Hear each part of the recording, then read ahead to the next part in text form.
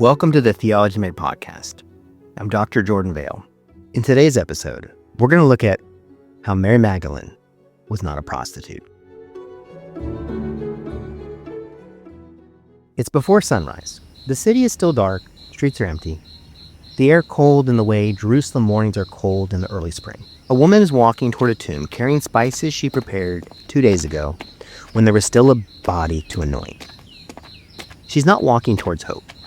In fact, she buried that on Friday. She's walking towards grief, which is the only thing she has left to give. And what happens next will be recorded in all 4 Gospels. Her name will appear in those accounts more times than most of the 12 men who are hiding behind locked doors in a room across the city. She'll become the first person in human history to deliver the message that everything has changed. And for 1,378 years, the church will call her a prostitute, but she wasn't.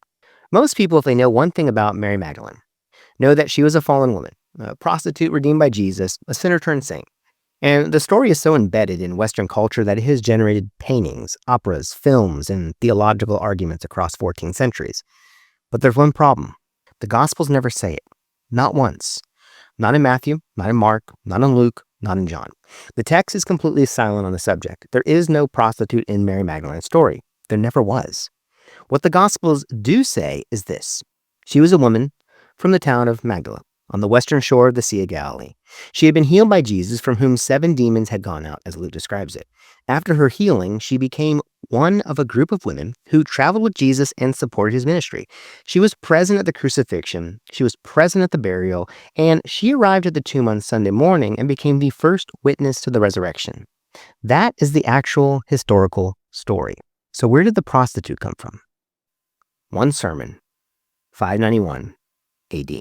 His name was Gregory. He was the Bishop of Rome, and he was, indeed, one of the most capable administrators the church has ever produced. Gregory the Great, that's what they would eventually call him. He was a brilliant theologian, prolific writer, and a reformer of the liturgy. But he also preached a sermon in 591 AD that would reshape how the world understood a woman who had been dead for 5.5 centuries. The New Testament contains several unnamed women whose stories intersect with Jesus. Luke chapter 7 describes a woman, called only a sinner, who enters a Pharisee's house, weeps at Jesus' feet, and wipes them with her hair. No name, no backstory beyond a sinner, which in the context likely meant she was known for something that had made her a social outcast. Separately, Luke chapter 8 introduces a group of women who follow Jesus, including Mary Magdalene.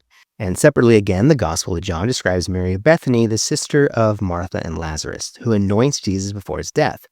3 different women, identified differently across the text. The Eastern Church, from the beginning, kept them distinct. Gregory looked at them and saw one person. In a single sermon, he declared that the unnamed sinner in Luke 7, the woman who wept at Jesus' feet, was Mary Magdalene. The 7 demons, he argued, represented her 7 deadly sins, and therefore Mary Magdalene was a reformed prostitute or something like one. Now, he had no textual basis for this. He was making an interpretive leap in a sermon, not issuing a formal doctrinal decree. But he was the most influential churchman in the Western world, and once he said it, it stuck.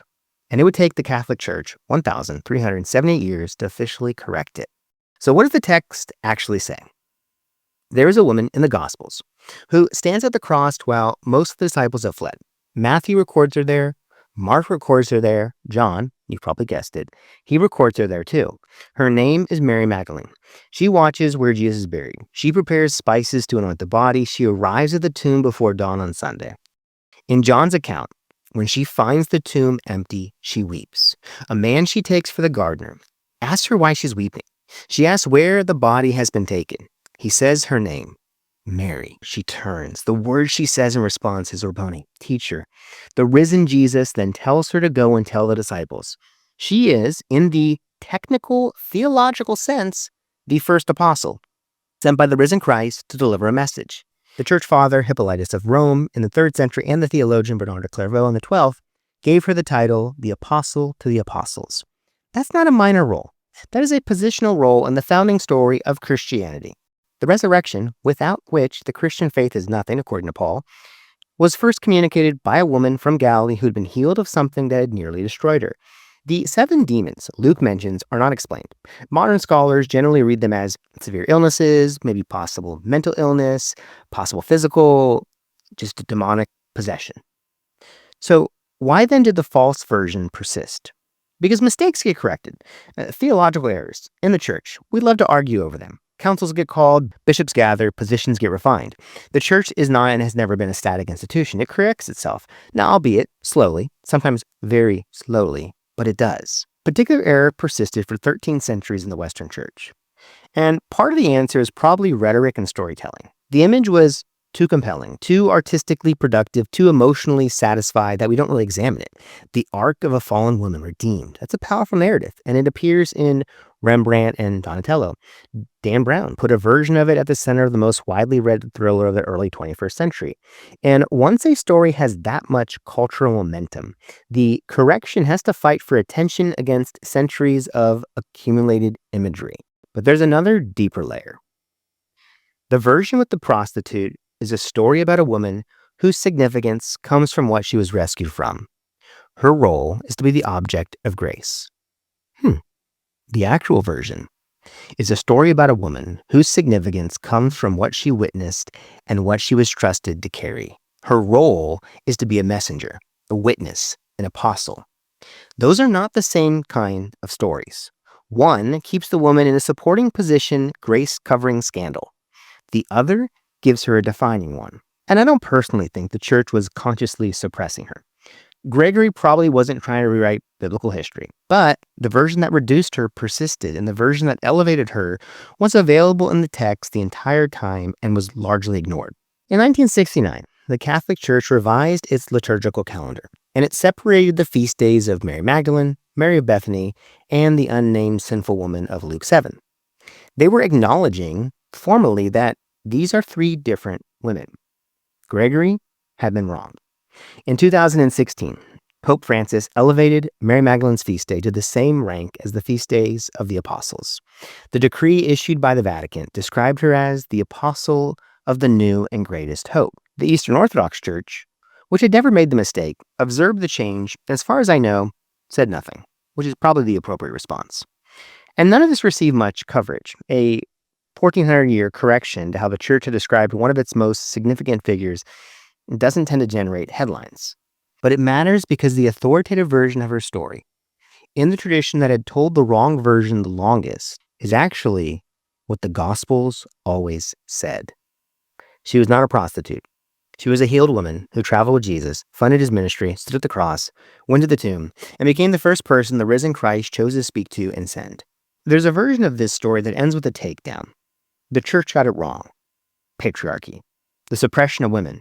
One more reason to distrust the institution. But I don't think that's the most interesting version. The most interesting version is this. The correction was always in the text. Matthew, Mark, Luke, and John never called her a prostitute. They gave her a name. They gave her a hometown, a healing, a place at the cross, and a role at the resurrection. The actual record was available to anyone who read it carefully for 2,000 years. And the people who read it most carefully, the scholars, the Eastern Church, the careful exegetes, kept pointing to it. The question the story raises is not primarily about gender or power, though it certainly very much touches both. It's about what happens when an image becomes more authoritative than the text it's supposed to come from. When the accumulated cultural imagination and picture of something, the paintings, the sermons, the tradition, becomes so powerful that it starts to feel like evidence. And that's a problem that doesn't belong only to the medieval church. Any tradition, religious or secular, can accumulate an image of something that diverges from its actual record, and the image becomes so familiar that interrogating it starts to feel like this strange act rather than what should be an obvious one. And what she actually was is more interesting than what the legend made her. She was not rescued from disgrace. She was not a cautionary tale redeemed. She was a woman who had been completely broken, who was put back together, who followed the person who had done that for her to the very end, and who was standing at the tomb when the story turned. The risen Christ looked at the available options for who would receive the most significant news in the history of the world, and he chose her. The church spent 14 centuries explaining that away, but the text never did.